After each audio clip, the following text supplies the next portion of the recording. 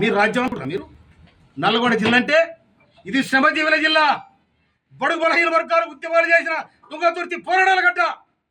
ఈ పోరాటాల గడ్డలో తెలంగాణ పోరుబిడ్డ మందుల సామాన్ ఉంటాడు. ఖబర్దార్. మాకు కానీ బడుగు బలహీన వర్గాలకు కానీ బక్క దిగ్గర కురలు కానీ మీరు చిన్న చూస్తే దానికి సమాధానం చెప్తానని హెచ్చరిస్తాను. నేను కాంగ్రెస్ పడి బతకాలి, రాహుల్ గాంధీ ప్రధానమంత్రి కావాలి. నీలాక ఇటు రాకపోతే అటు, అటు రాకపోతే ఇటు. బీజేపీకి ఎందుకు పోయినా రాజగోపాల్ సమాధానం చెప్పాలి. బీజేపీలో పోయి ఎందుకు పోటీ చేసిన రాజగోపాల్ చెప్పాలి.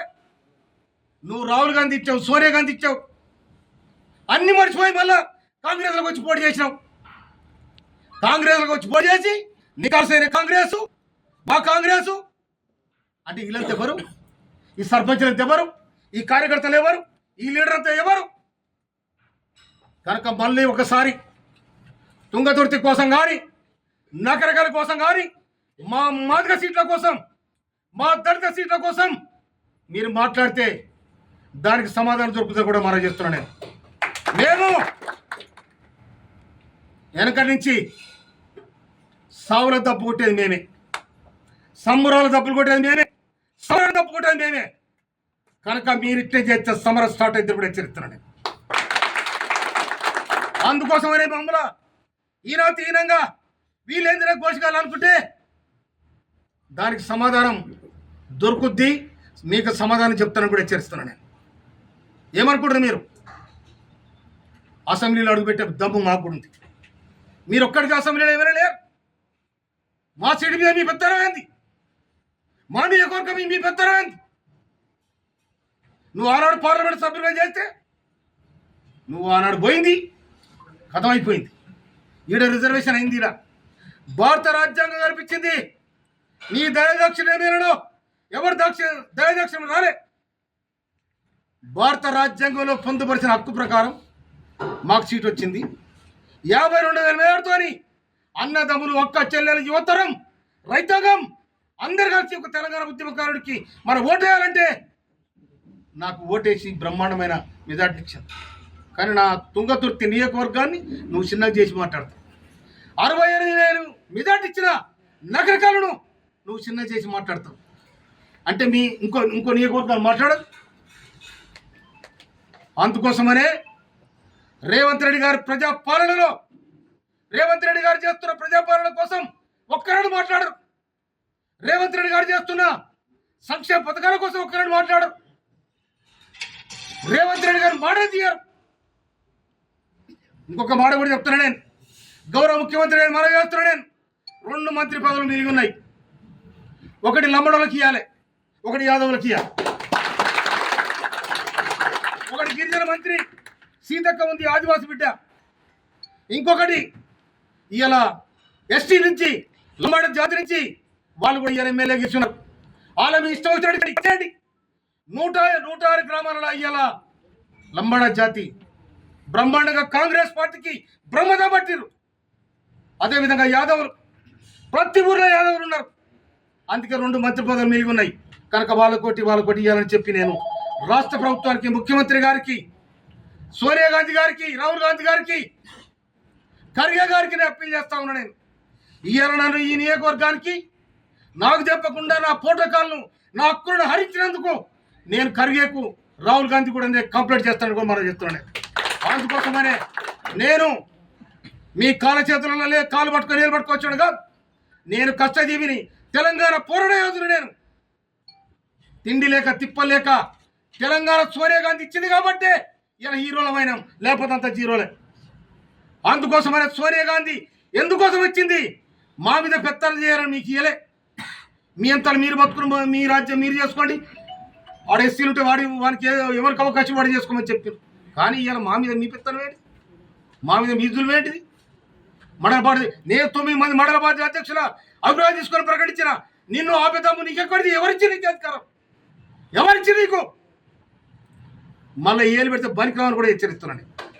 అందుకోసమని ఇక్కడ వచ్చిన అన్నదమ్ములకు, అక్క చెల్లెలకు నేను హృదయపూర్వక నమస్కారాలు తెలియజేస్తాను. నేను భయపడి ఒక్క తుంగతుర్తి ప్రజానికానికి, అన్నదమ్ములకు, అక్క చెల్లెలకు నేను ఎక్కడ భయపడను. నాకు ఓట్లేసి నాకు బ్రహ్మరథం బట్టి మా మందిర సమయంలో ఇవాళ నేను లంబడి తండలు పోతే అక్క చెల్లెలు నాకు ఆరదు బట్టి అన్నం పెట్టే సందర్భాలు, నేను బాటలో పోతుంటే అరే సామేళన పోతున్నా అని చెప్పి నాకు చందాలు ఇచ్చిన అక్క చెల్లెలు వాళ్ళు ఇచ్చిన పైసలు దాచిపెట్టుకున్నాను నేను. కనుక ఈ విధంగా ఆచరించిన ప్రజానికానికి నేను భయపడతావు, వాళ్ళకు పాదం చెప్తాను. కానీ ఎవడ వచ్చి ఎల్లయ్య తోక ఒప్పితే నేను భయపడ ప్రసక్తి లేదు. తోకలు గీకలు నాకేం చేస్తలేవు. ఇలా ప్రోటోకాల్ ప్రకారం ఎమ్మెల్యే రావాలి కదా, ఈరోజు మీరు అక్కడ రాకపోవడం సమాచారం ఉందా? నేను చెప్తాను.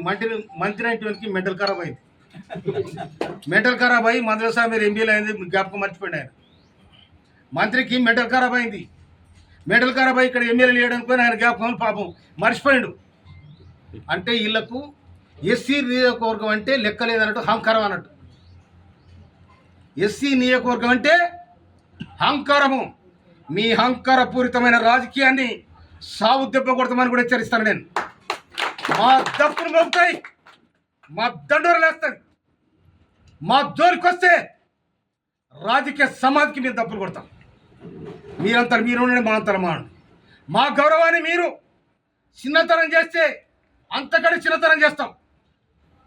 తుంగతుర్తి మోత్కూరులో 2 కిలోమీటర్ రోడ్డు కోసం 100 సార్లు తిరిగినా ఆర్మీ మినిస్టర్గా నువ్వు ఏం చేసినావు చెప్పు.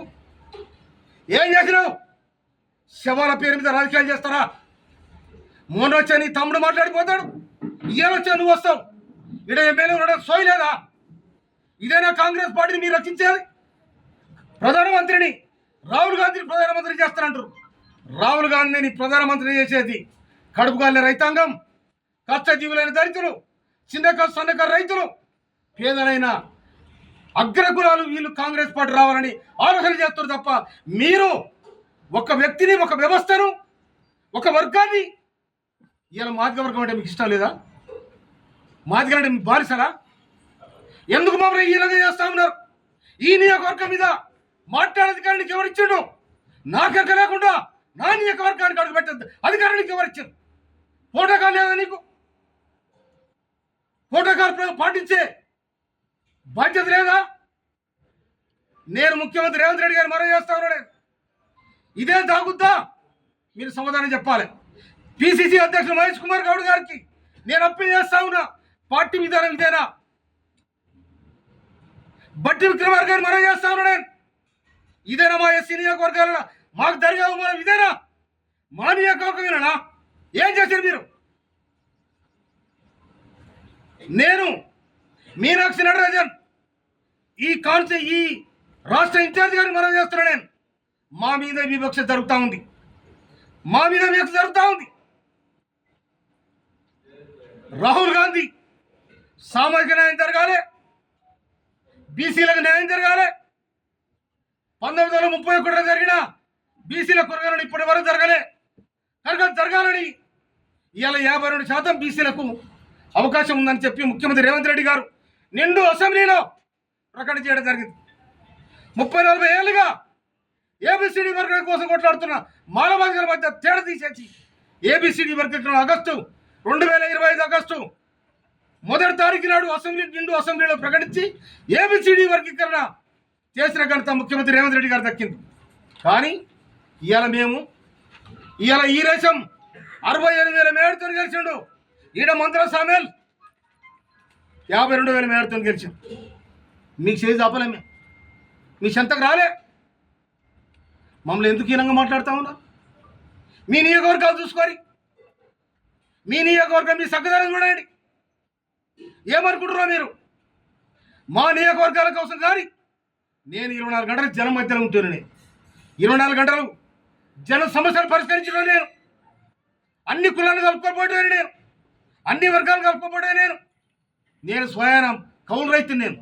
నాకు ఇంత భూమి ఉన్నా కూడా నేను వ్యవసాయం చేసుకొని నా పక్కన ఉన్న రెడ్డిలతో వ్యవసాయం చేసుకొని బతుకుతాను.